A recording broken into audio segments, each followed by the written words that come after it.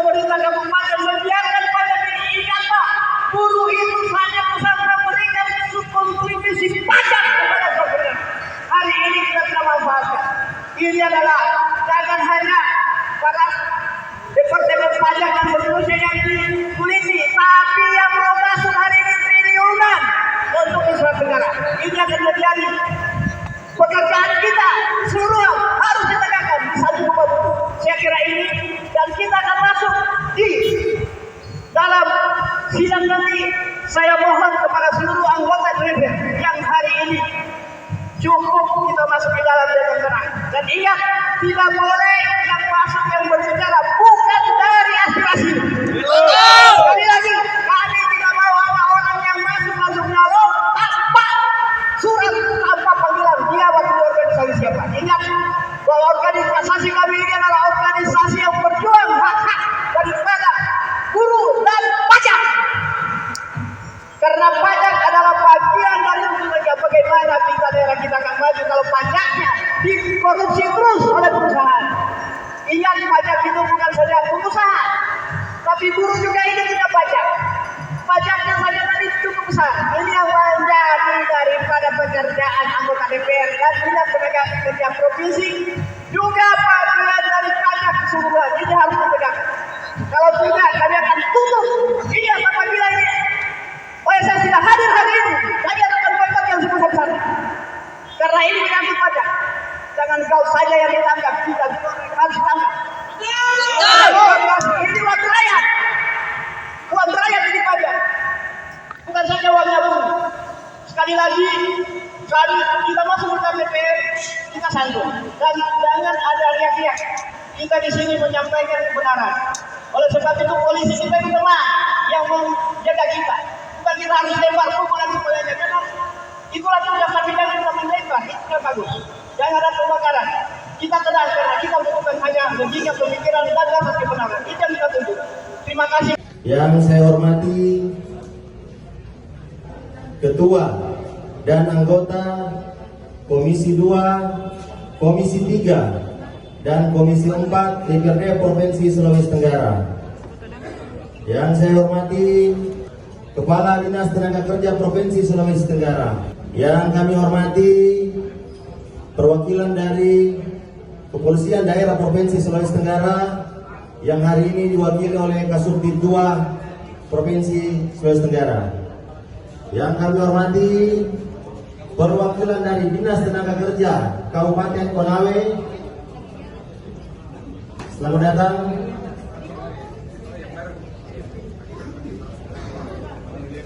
Pak Dirjen Polda Provinsi Sulawesi Tenggara, selamat datang Pak.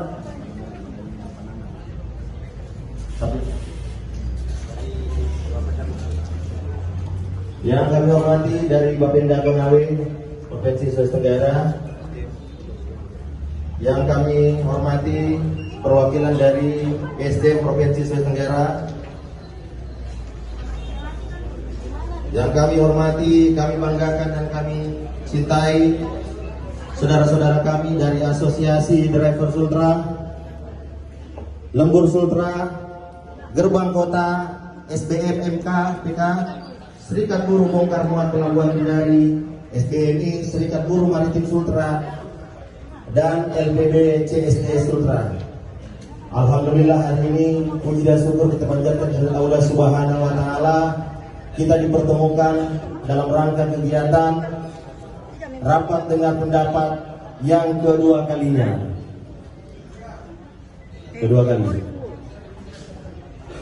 Hari ini sebagai informasi untuk Komisi 2 dan Komisi 3, sengaja kami dari Komisi 4 mengundang Komisi 2 dan Komisi 3 untuk melakukan penguatan terhadap asosiasi buruh yang telah menyampaikan aspirasinya kepada DPRD Provinsi Sulawesi Tenggara melalui Komisi 4. Pada pertemuan pertama yang kami terima, pada saat aspirasi dari asosiasi, kami akan menjadwalkan melakukan rapat dengan pendapat yang kami lakukan pada hari Senin, Rabu minggu lalu.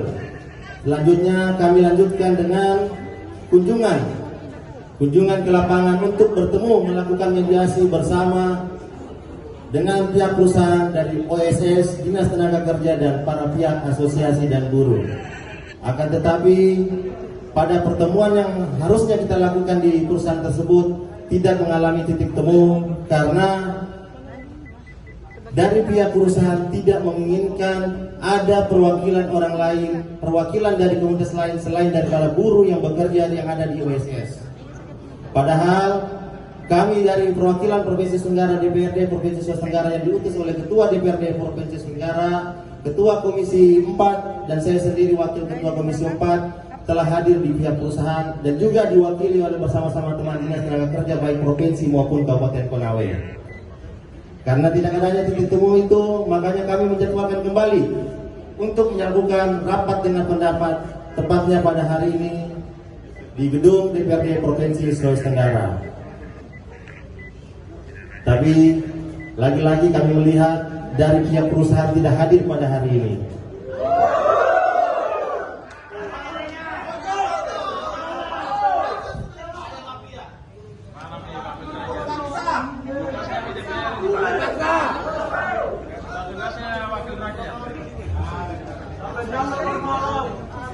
Saya ingin menanya dulu kepada pihak aspirator, apakah rapat ini kita lanjut tanpa pihak perusahaan?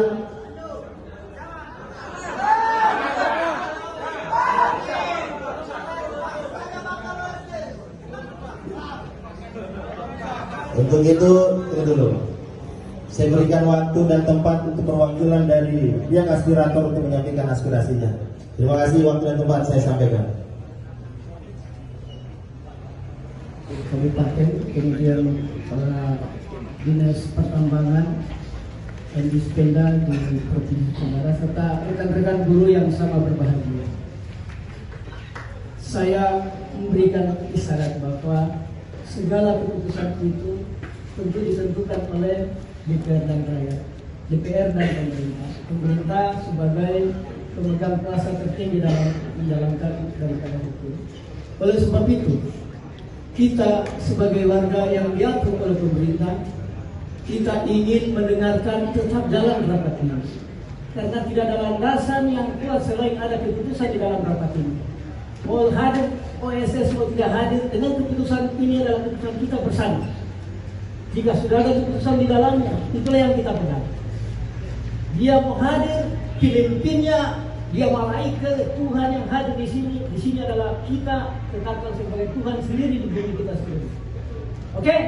Oleh sebab itu, apapun bentuknya, keputusan ini akan menjadi dasar hukum kita. Karena perjuangan ini tidak akan sampai di sini kalau tidak ada titik daripada yang terang benderang. Justru itu kita datang di DPR ini untuk kita mendapatkan daripada legitimasi hukum untuk kita berdiri di atas diri kita sendiri. Siap? Siap! Itu yang saya inginkan. Jadi walaupun tidak ada OSS, tapi yang saya harapkan adalah kebijakan hukum, pemegang hukum. Itu yang kita junjung tinggi. Karena jujur Pak, selama ini sudah 5 tahun kami bergerak di OSS. Syukurlah OSS ini 5 tahun tidak ada gerakan buruh di sana. Kita tetap komitmen dengan anggota DPR kita 4 tahun yang lalu yang dipimpin oleh Pak Suwandi kalau tidak salah. Apa sih kamu ingat Pak?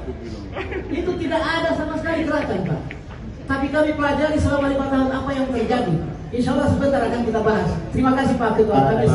Rapat dengan pendapat. Yang pertama kita akan mendengarkan dari pihak aspirator mengenai tuntutan-tuntutan. Selanjutnya kami akan mendengarkan pandangan maupun pendapat dari dinas teknis terkait apa yang telah disampaikan oleh aspirator kita. Untuk itu waktu dan tempat kami berikan kepada pihak aspirator. Terima kasih. Kemudian kepada Bapak Kepala Dinas Tenaga Kerja Provinsi Tenggara dan Kabupaten, Bapak Kepala Dinas Pertambangan Sulawesi Tenggara, kemudian dari Dispenda, saya ingin menyampaikan daripada tuntutan buruh yang sudah 4 tahun belum terrealisasi sampai hari ini. Jadi ketetapan daripada upah minimum Kabupaten Konawe Pak, itu 2 juta, dicatat 2.854.014 rupiah. Berapa gaji driver ini sesungguhnya? Hari kerja itu dibagi 14 hari kerja, sama dengan 203.858. Selanjutnya 203.858 dibagi 8 jam kerja, jumlahnya mendapatkan daripada tarif per jam 25.482 rupiah per jam. Ini catatannya.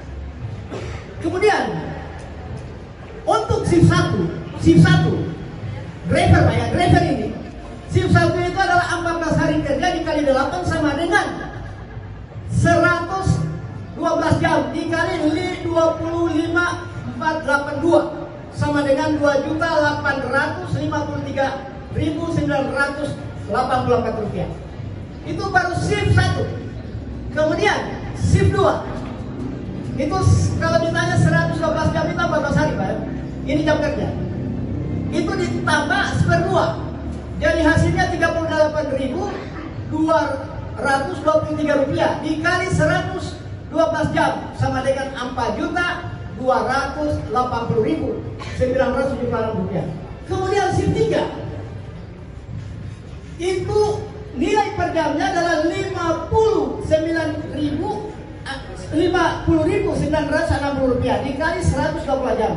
Jadi totalnya itu 5.707.968 rupiah. Total gaji driver dengan standar SIM B2 umum itu ditotalkan Pak 12.842.928 dikurangi daripada PPH. PPH itu 256.858. Maka gaji buruh ini belum makan, baru gaji driver dia kerja siang malam dengan total kegiatannya itu ratusan ribu ton kalau dalam 1 bulan. Ini juga akan saya tanyakan sebenarnya Kepala Dinas Perhubungan berapa pendapatan daerah yang masuk situ. Ini Kepala Dinas Perhubungan dari saya kritik Pak, bukan 44 ribu. Inilah Pak katanya hari ini yang saya bacakan kepada Pak Suwandi sebagai komisi itu hari yang terima saya untuk saya pelajari di DPR, saya pelajari di sana. Inilah hasilnya Pak. Jadi ada penyelewengan pajak yang ada di Sulawesi. Ini baru 300 orang. Bagaimana kalau ratusan orang? Ribuan. Orang pada desa pada dipajak itu pajak di sana yang mau ditarik. Ini dinas tenaga kerja dan pajak harus tahu dan pertambangan bukan saja tambangan dipajak Pak. Makanya hari ini buruh ini bagaimana ini? Bukankah ini menjadi persoalan? Ada 2 persoalan yang saya hadapi di dalamnya Pak. Pertama adalah persoalan buruh gajinya, kedua pajaknya. Gimana mereka mau dipajak? Gajinya 7 juta, sudah masuk semuanya. 6 juta, 7 juta, 8 juta. Inilah Pak yang dipegang pada saat manajemen Cina yang pertama. Bagaimana bukan sampai 25 juta, 18 juta pada manajemen Cina pertama? Betul? Coba bayangkan ini itu dia 1 SIM 8 juta lebih. Ini kerja siang malam, tidak ada berhentinya, hanya off saja. Ingat Pak, ini sopir ini dan kenapa saya panggil kepolisian? SIM-nya ini SIM B2 umum Pak ya. Berarti tenaga kerja skill khusus. Itu bukan beli bangunan. Kalau beli bangunan silakan saja. Tidak pernah dipahami. Tenaga kerja beda main satu karena hitung kaki, hitung apa semua beda. Pekerja toko dengan sopir bangunan, dengan sopir biasa beda. Ini gajinya ini jelas. Kerjanya itu 14 itu 14 hari, 447.000 ton. Ingat itu. Ini kerjanya para buruh ini. Ini driver, kalau dia mati, maka mati kan? Dan dia berada di mana? Di jasa. Silakan undang-undang banyak itu Pak.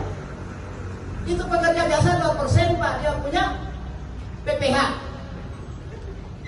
Silakan buka mobilnya. Bukan 2% dia punya pendapatan. Mau ditarik bagaimana ini? Ini. Jadi ini baru 300 orang ini. Pak Ketua, selama ini Bapak berikan saya dan buruh itu untuk menjaga. Sudah cukup Pak, saya berjuang 5 tahun dari pertemuan kita pertama. Saya mau ingin tanya Pak, apakah kita tidak konsisten dengan perintah DPR? Konsisten, pernah ada bapak-bapak demo? Kenapa? Hak media tanggal 10, tanggal 1 saya larang mereka jangan. Kita masih memegang komitmen daripada DPR. Cerita lucu ini Pak dari teman-teman driver. Jadi katanya mereka ini kan kerja siang malam. Si pertama, si kedua. Katanya kalau ngantuk itu gaji dipotong. Ini bahaya kalau diterapkan di DPR. Ya, dari beberapa tuntutan Pak yang kita rapatkan bersama teman-teman lembaga buruh, itu dari teman-teman driver ini ternyata dalam pekerjaannya di PT WSS itu, pertama dari gaji yang diberikan itu tidak ada transparansi. Makanya seharusnya pihak perusahaan itu hadir. Kenapa gaji tiap driver ini dengan pekerjaan yang sama itu gaji pokoknya bisa beda? Itu yang pertama. Terus yang kedua terkait dengan tunjangan dengan asuransi. Jadi ada cerita driver ini dalam BPJS Ketenagakerjaannya itu kemarin ada kecelakaan kerja bahkan itu meninggal, tidak ada jaminan kematiannya. Masa perusahaan sebesar WSS tidak ada tunjangan kematiannya? Ini menjadi pertanyaan. Makanya di dalam slip gajinya Pak, itu dari teman-teman driver ini yang tertuang di dalam slip gaji itu hanya tunjangan kesehatan dengan tunjangan hari tua. Sementara yang menjadi paling vital itu tunjangan kecelakaan kerja dan tunjangan kematian. Tapi di dalam slip gajinya ini tidak ada. Itu yang kedua. Terus di sini di dalam slip gajinya juga itu terkait dengan overtime atau lembur. Lemburnya di sini teman-teman dari koordinator supir ini pernah mempertanyakan dari mana hitungan lemburnya ini. Tapi pihak perusahaan katanya tidak pernah menjelaskan. Katanya sudah begitu Mi. Ini kan masa perusahaan besar jawabannya seperti begitu kan aneh Pak. Makanya seharusnya pihak perusahaan itu hadir di hadapan kita di rapat dengan pendapat ini supaya ada pembanding apakah hitungan-hitungan gaji yang menurutnya lembaga buruh dan teman-teman perusahaan yang diawasi Dinas Tenaga Kerja ini sudah sesuai dengan undang-undang. Seharusnya diselesaikan di forum ini seperti itu Pak. Mungkin itu saja yang bisa saya sampaikan. Harapan kita sebenarnya persoalan ini cepat diselesaikan karena teman-teman sedikit cerita dari hari Senin kita aksi RDP hari Rabu kita bermalam 3 malam, hari ini 4 malam, RDP kedua. Sampai kapan persoalan ini harus diselesaikan? Makanya kita hanya mengharapkan harapan kita kepada DPR agar persoalan ini cepat diselesaikan. Mungkin itu saja yang bisa saya sampaikan. Saya kembalikan kepada pimpinan. Assalamualaikum warahmatullahi wabarakatuh. Waalaikumsalam warahmatullahi wabarakatuh. Jadi sedikit dulu. Oke, boleh. Terima kasih atas kesempatannya. Jadi perlu saya tambahkan terkait substansi dari pergerakan kita pada kesempatan kali ini. Jadi dalam tahapan proses pergerakan ini sudah 8 hari. Teman-teman yang hari ini memperjuangkan hak-haknya ternyata mendapatkan intimidasi dari pihak perusahaan. Intimidasi dimaksud ini di mana beberapa teman-teman yang hari ini bergabung dalam pergerakan ini itu bahkan mengeluarkan SP peringatan 1 dan peringatan 2. Tentunya pada kesempatan kali ini juga kami minta DPRD Provinsi Sulawesi Tenggara bersama Transnagar Kota maupun Provinsi untuk memberikan memo biar persoalan absensi yang hari ini teman-teman selama berjuang itu dihadirkan. Karena mereka bergerak ini punya dasar Pak, persoalan perut, di mana mereka merasa terintimidasi dengan kebijakan perusahaan itu sendiri. Oleh itu saya minta kepada DPRD Provinsi Sulawesi Tenggara sebentar kita minta memo sekaligus untuk memutuskan hasil rapat sebentar nanti dijadikan dasar hukum untuk disampaikan kepada PTSS. Saya kira demikian. Dinas Teknis untuk menanggapi dari apa aspirator, saya akan membacakan ada surat yang saya diberikan dari WSS.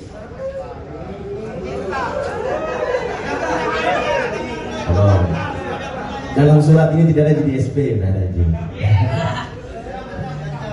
Dalam suratnya ini menanggapi surat undangan DPRD Provinsi Sulawesi Tenggara nomor 100224991 yang ditujukan kepada manajemen PT WSS untuk menghadiri rapat dengan pendapat lanjutan yang kedua yaitu tanggal 12 28 Agustus 2023 di kantor DPRD Provinsi Sulawesi Tenggara, maka dengan ini kami menyampaikan permohonan maaf karena kami tidak dapat menghadiri undangan tersebut dengan pertimbangan. Dengan pertimbangan yang pertama, satu, manajemen PT OSS menanggapi perwakilan pekerja yang menyampaikan aspirasi bukan seluruhnya dan karyawan PT OSS. Yang kedua, manajemen PT OSS belum pernah menerima permohonan perundingan bipartit. Belum pernah katanya. Oke, tunggu. Untuk membahas tuntutan yang diminta para karyawan PT OSS di divisi trailer.